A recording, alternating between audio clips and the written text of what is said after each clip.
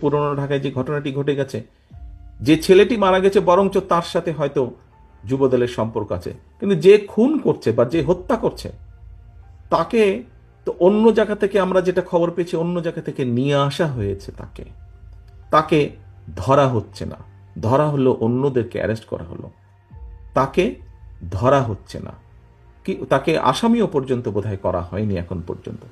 কেন হয়নি, কেন ধরা হচ্ছে না? আমাদের পক্ষ থেকে তো একবারও বলা হয়নি যে তমুককে ধরা যাবে না, অমুককে ধরা যাবে, একবারও তো এই কথাটি বলা হয়নি। আমরা বরাবর বলে দিচ্ছি, একটু আগে যেটি আপনাদের সামনে বলেছি, বরাবর আমরা বলেছি অন্যায়কারী আইনের দৃষ্টিতে তার বিচার হবে। দলের সাথে তার কি সম্পর্ক, কিচ্ছু যায় আসে না তাতে।